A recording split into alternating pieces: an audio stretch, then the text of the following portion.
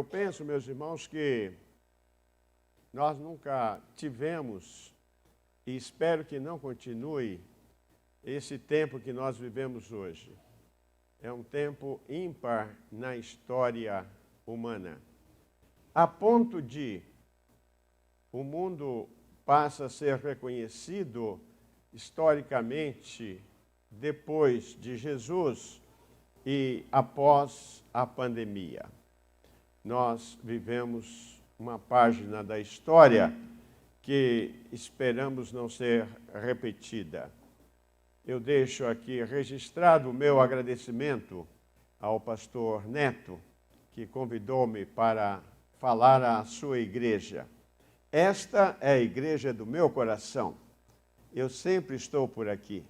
Eu me sinto como que o adorador do lado de fora. Porque eu trabalho com vendas, fico lá, vocês ficam cantando e eu fico lá. Então, sou adorador do lado de fora. Mas participo através dos hinos e às vezes dou uma chegadinha até ali, escutando o tema da mensagem. A minha esposa não veio porque ela é muito medrosa. Ela não gosta e faz todo o seu acolhimento e por isso que ela não veio. Gostaria que ela viesse, mas ela não veio por esta razão. Agradeço também ao pastor Wagner por ser o amigo que ele é.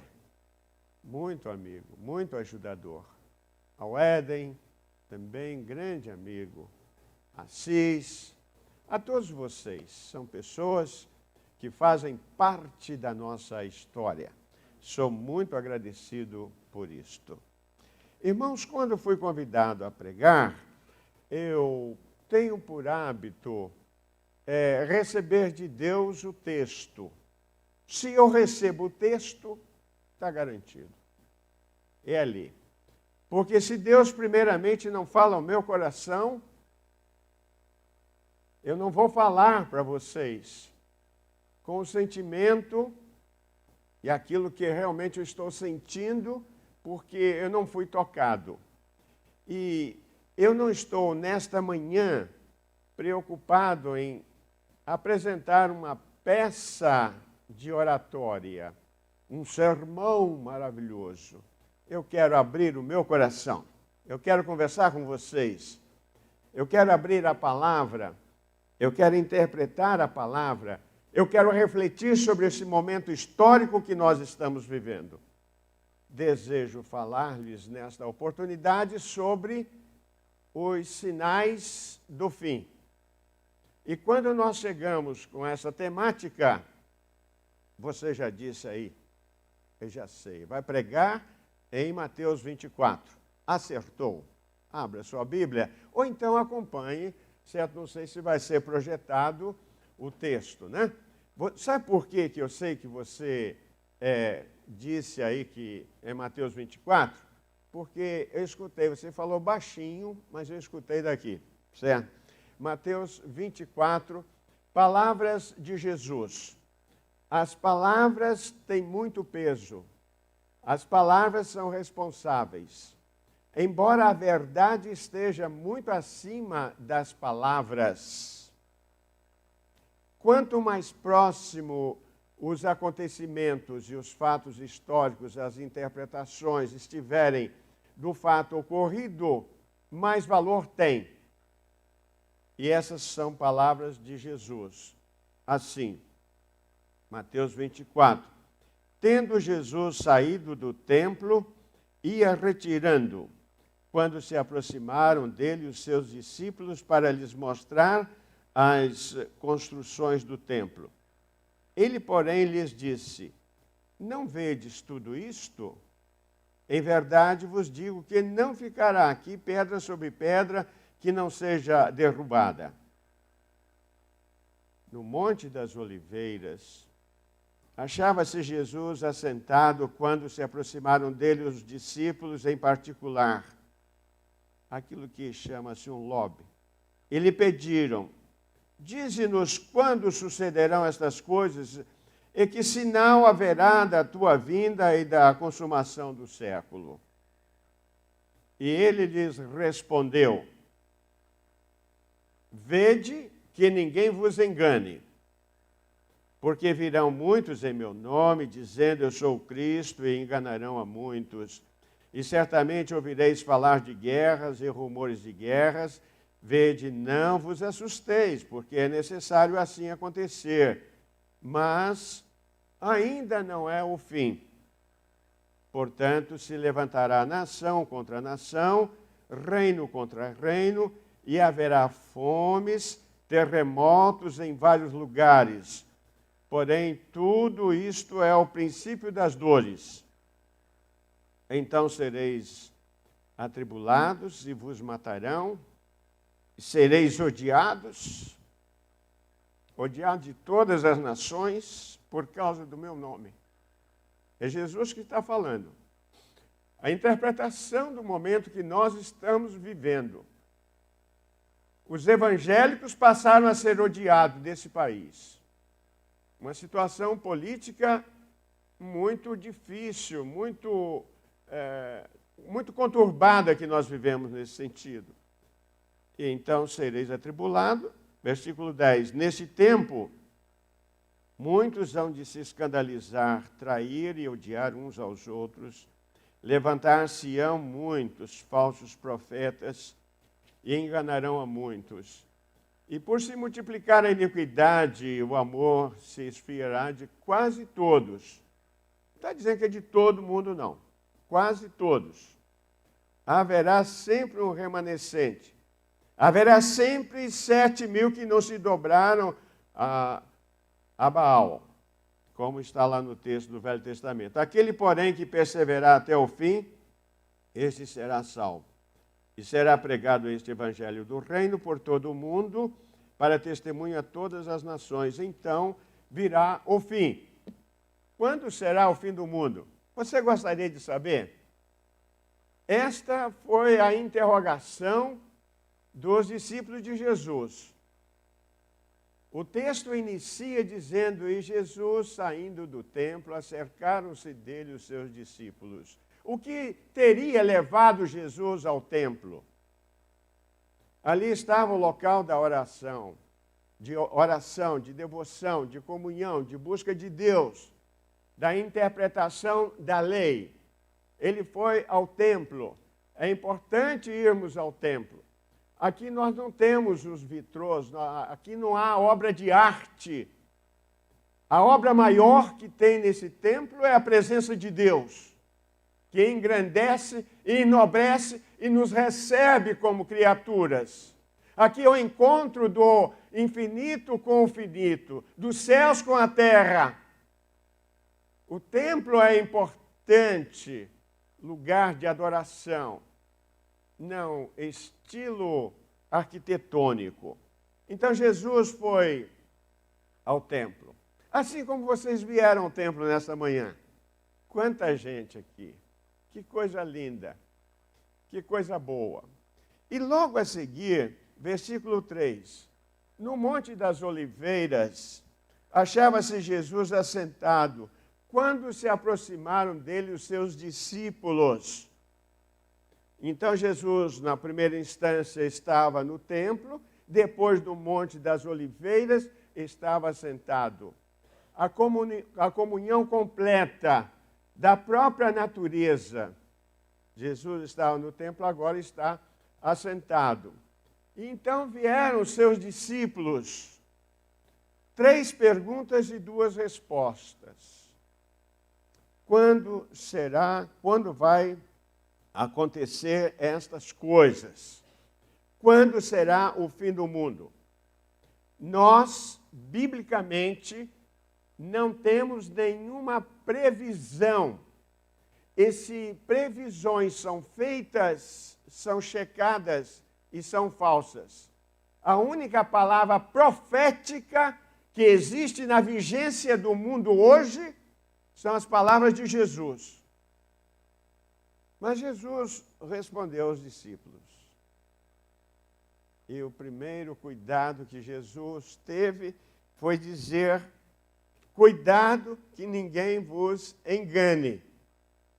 Estamos vivendo, meus irmãos, dias de muitos enganos. E isso dentro dos arraiais evangélicos. Pessoas aproveitando de situações quando a população brasileira está totalmente fragilizada do ponto de vista psicológico, emocional, espiritual e fisicamente. Fragilizada. Nós temos, às vezes, até sido chamados de gados, dado a situação que nós vivemos e a maneira como aqueles que nos governam estão vendo o ser humano. Primeiro sinal, ninguém vos engane. Qual foi o problema da entrada do pecado no mundo? Gênesis capítulo 3, versículo 15. Quando Deus veio ao encontro de Adão e perguntou o que houve aí. Aquela comunhão que nós tínhamos foi cortada. Cadê você?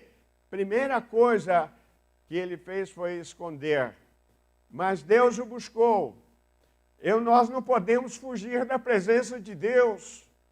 O Salmo de número 139 é uma poesia linda, a poesia judaica versada por Davi. De onde me fugirei da tua face? Foi a interrogação de Davi. Então, Satanás foi lá e enganou Eva. E ali houve um efeito dominó de culpas e de pecado. Por isso nós chegamos a esse ponto que estamos. Primeiro sinal, ninguém vos engane. Segundo sinal, ouvireis falar de guerras. Meus irmãos, o mundo todo está conflitado. O mundo inteiro. Do ponto de vista prático, a gente fica pensando. Eu acho que estamos no fim. Você também acha? Levanta a mão aí. Se você acha. Porque ninguém tem certeza. Eu acho. Eu me lembro que eu vim aqui, preguei aqui uma vez, e falei para vocês que no meu pensamento, eu acho que nós não vamos chegar a 2050. Eu acho, não tenho nenhuma certeza de nada. Mas eu me lembro que eu falei aqui de púlpito, e eu estou cobrando de vocês. Vocês se lembram? Talvez uns, outros não.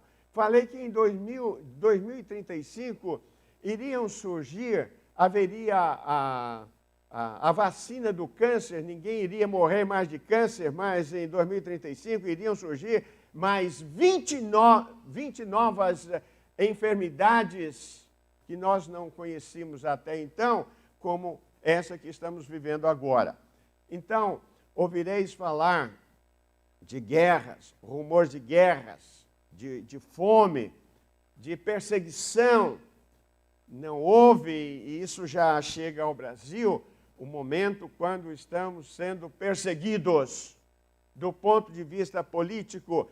Existe, meus irmãos, eu estou falando dos meus sentimentos, ninguém é obrigado a concordar comigo. Eu entendo que nós hoje vivemos uma orquestração satânica e diabólica que está fazendo tudo isto. É minha concepção, meu pensamento. Nunca vivemos esse tempo. Os entendidos da sociologia e os que trabalham na vida política afirmam que este Natal que passou foi o mais triste da história humana. E eu quero dizer para os irmãos que isso não foi criado por Deus. Não é esta a vontade de Deus, que vivamos este momento que nós estamos vivendo. Mas que esta situação vai ser derrotada. Satanás vai perder, está perdendo a sua batalha. O mesmo Deus que trouxe as 10 pragas para o Egito foi o mesmo Deus que as tirou. A situação, a solução disto está em Deus. É o povo que está orando. Não bastasse tudo isso, meus irmãos, neste momento, o que se passa na cidade de Manaus, no estado de Manaus, é muito sério, meus irmãos. Onde lá está a própria reserva de oxigênio do mundo, não se tem oxigênio para salvar os seus próprios filhos. Situação muito difícil que vivemos. Este é um outro sinal que Jesus está falando aqui. E diz ainda mais que Jesus está dizendo que por multiplicar-se a iniquidade, o amor de muitos esfriará. Iniquidade é tudo aquilo que se contrapõe à verdade, ao justo, ao real. É toda a força que tenta derrotar aquilo que é de Deus, aquilo que é verdade, aquilo que é certo. Eu pergunto aos irmãos, onde está a nossa justiça hoje? Isso é chamado de iniquidade. Por multiplicar-se a iniquidade, o amor de muitos esfriará. Não houve, eu creio que não haverá mais uma situação como esta na história humana, quando nós estamos totalmente alijados, que estamos isolados do ponto de vista emocional. Não há mais sentimento. Nós não conseguimos falar com as pessoas, tudo é através do WhatsApp, através de outros mecanismos. A minha constituição psicológica e emocional, eu sou muito meloso. Às vezes eu choro. Para mim faz sentido ver as pessoas. E eu enfrento uma situação difícil na minha família, porque o mundo virou a página, meus irmãos. Nós aqui, de cinquentinha para cima, é difícil adaptarmos essa nova realidade. É difícil ou não é? Faz assim, sim, é difícil, é difícil. Essa realidade é difícil. Às vezes o filho pergunta, ei, tudo bem por aí? Tudo bem. Mas cadê você? Nem a voz a gente ouve mais. Por multiplicar-se a iniquidade, o amor de muitos esfriará. Meus irmãos, isso se dá no âmbito da família. Na família. Às vezes você é considerado um número. Às vezes nós nos encontramos em situações extremas da vida, principalmente da morte, quando nós passamos a nos rever. E essa situação vai se acumulando, e vai se acumulando, e nós vamos ficando tristes. E nós ficamos perguntando, mas eu sinto que uma depressão parece que está me acossando, quer me derrubar. Eu falei aqui para os irmãos, penso que eu falei aqui, que não há uma situação depressiva que Deus não pode resolver. Grandes personagens bíblicos foram depressivos, grandes vultos da história do cristianismo foram e estão sendo depressivos, mas biblicamente não houve um caso de morte. Deus vai nos buscar. E vivendo essa situação nos últimos tempos, eu criei uma imagem. Quem gosta de escrever sempre cria imagem, fica sonhando. Às vezes minha esposa me pega, me puxa, assim, vem para o chão. Você fica defendendo, certo? Você está voando, põe o pé no chão. Eu criei uma imagem chamada gerador próprio. O que é o gerador próprio? Quem é que mora em edifício aqui? Prédio. Nós. É nós. Moramos em prédios. Quando falta energia lá fora, o que acontece de imediato? O gerador próprio vai gerar. Meus irmãos, é essa a minha palavra para vocês. Ligue, acesse o seu gerador próprio. Não espere que A, B ou C, família ou não, vai cuidar de você, porque você está conectado com Deus. Você está ligado com Deus. Deus é minha luz, a minha salvação. O Senhor é a força da minha vida, de quem me recearei? Acenda esse gerador próprio, produza energias físicas, espirituais e emocionais viva com alegria, viva com Deus. Jamais será desprezado. Eis que eu estou convosco todos os dias, até a consumação dos séculos. Mas Jesus avança dizendo ainda mais, falando sobre esses sinais, o agitar do mar. São situações que a gente teria que pregar mensagem exclusiva sobre. A gente está aqui falando sobre sinais apenas, muito por cima, né? Haverá sinais do mar. Meus irmãos, a revolução da natureza. Essa semana houve em Córdoba, onde eu morei, na Argentina, as ruas transformaram-se em rios.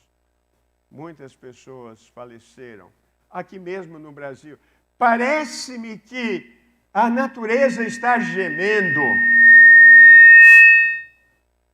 Socorre aí, Levi.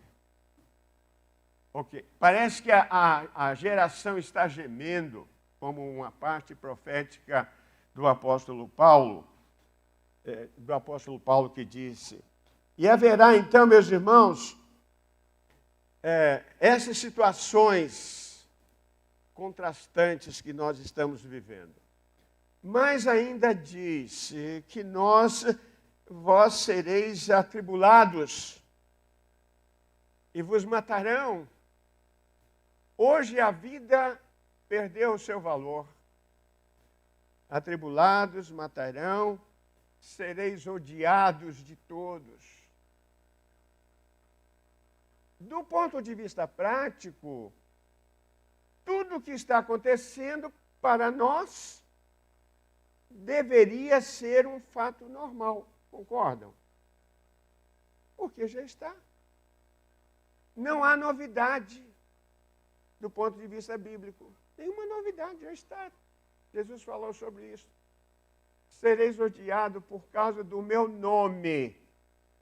Se você não sofre nenhum tipo de perseguição, se a sua vida é um cristão romântico apenas e está em busca de receber bênçãos e de prosperidade, reveja este conceito. A palavra de Deus nos diz, se nós esperamos por Cristo Jesus somente neste presente, somos os mais miseráveis. Nós somos cidadãos dos céus. É lá que Jesus está nos aguardando, meus irmãos. É lá que Ele está nos esperando. Isso aqui é uma passagem. Viva a sua vida com alegria, com satisfação. Ontem, em nosso culto devocional, na minha casa, nós nunca lemos a Bíblia tanto quanto estamos lendo agora. Não tem nada para fazer, vai ler a Bíblia. Quando deveria ser o contrário. Já cantamos todo o HCC de ponta a ponta. E leitura sempre. E ontem o nosso hino à noite foi: eu só confio no Senhor que não vai falhar. Nós temos uma âncora. Deus é o nosso refúgio e fortaleza, socorro bem presente na angústia. Ainda que sejamos oferecidos no altar de Deus. E quando nós somos oferecidos no altar de Deus, duas coisas acontecem. Ou Deus leva-nos para si, ou Ele devolve-nos para a coletividade, para que experimentemos se a vida que nós vivemos vale a pena ser vivida. A minha vida, meus irmãos, é um milagre. Eu não sou absolutamente nada. Se alguma coisa tiver de bom em mim, porque Deus está em mim, eu valho tanto quanto Deus está em mim. Mas isso é profético, tudo isso que estamos passando. Nas bem-aventuranças, Mateus capítulo 5, versículo 11, diz assim, Jesus dizendo, bem-aventurados sois vós quando vos perseguirem e disserem todo o mal contra vós, alegrai-vos! Então o momento é de alegria. Não sei, meus irmãos, e toma com pinça o que eu vou falar. Pode dizer, não aceito a sua. Eu não sei, meus irmãos, que aqueles que estão partindo estão sendo premiados. Por favor, tome com pinça essa minha palavra. Não sou adepto de morte. Não está no meu programa. Se eu puder, eu quero seguir vivendo. Mas, meus irmãos, o quadro é muito sombrio. Mas eu me alegro porque o Senhor está comigo. Eu não sei o que vai acontecer amanhã, mas eu sei e conheço aquele que tem o amanhã nas suas mãos. A nossa vida está no altar de Deus. Está no altar de Deus. Pastor, eu posso ficar mais 5 minutos? Estou autorizado. Fala para o povo aí. Tá, 5 minutos, autorizado. Certo? Porque é chato cortar aqui. Eu gostaria, em respeito, pois eu estou pedindo autorização. Aonde está a solução? Está aqui no versículo de número 13. Toda situação tem uma solução. A solução advém de Jesus. O que ele diz? Versículo 13. Aquele, porém, que perseverar até o fim será salvo. Aquele que perseverar. Não é momento de abandonar a fé, apostatar-se da fé, de descrer. Pelo contrário, é o vento soprando ao contrário que a nossa, a pipa vai subir, a vela vai subir, certo? É quando os ventos sopram ao contrário. Agora nós estamos vivendo a realidade do cristianismo, meus irmãos. Não aquele cristianismo romântico. Vem, Jesus te recebe, te salva, maravilha, resolver, você vai casar, vai ter prosperidade, você vai ser feliz, encontrar emprego. Agora é a hora do vamos ver. Isso está descrito lá na 1 de Pedro, capítulo 1, versículo de 5 até versículo 13. Ele também analisando, capítulo 1, versículo de 3 a 9, Pedro falando sobre isto. O apóstolo Pedro e o apóstolo Paulo, dando a confirmação da sua fé. Eu sei em quem tenho crido, e que é poderoso para guardar o meu tesouro até o dia final. Nós estamos escudados, nós estamos recebidos nos braços de Deus. Em nada ponho a minha fé, senão na graça de Jesus. Ele disse, eu estou convosco. Nesses momentos sombrios, a melhor coisa que temos é o enxugar das lágrimas. Descrito no capítulo 21 do Apocalipse, também está. A gente teria que ler o texto e fazer a interpretação. E Deus enxugará de nossos olhos todas as lágrimas. Quem são esses de vestes brancas? De onde vêm? Apocalipse 7, 14. Esses os que vêm da grande tribulação, que lavaram suas vestes no sangue de Jesus. As nossas vestes estão branqueadas, meus irmãos. Nós estamos seguros, meus irmãos. Não tenha medo. Encare a realidade da vida, dessa situação. E agora não temos mais este romantismo. O segredo está no perseverar. O que eu vou falar, os irmãos talvez já tenham ouvido.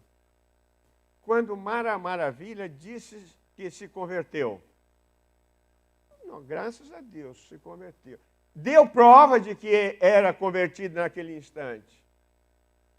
Mas prevaricou na sua fé. Voltou a outro estágio. Ela não perseverou. Em Apocalipse 2:10 diz, ser fiel até a morte, dar-te-ei a coroa da vida.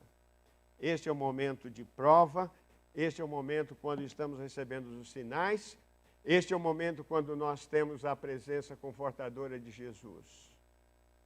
Há exemplo de João capítulo 11, quando Jesus, sabendo da morte de Lázaro, Jesus simplesmente chegou naquele momento. Não proferiu nenhuma palavra. Nenhuma palavra. Versículo 35 diz: Jesus chorou. Lágrimas que enxugam lágrimas. É a nossa doce comunhão com Cristo Jesus. É o momento de nós pensarmos na nossa vida espiritual, de buscarmos a Deus quando dantes nunca havíamos feito este hotline divino ser aproveitado. E o Senhor vai nos confortar. Eu estou convosco todos os dias até a consumação do céu. Que Deus assim nos abençoe. Amém.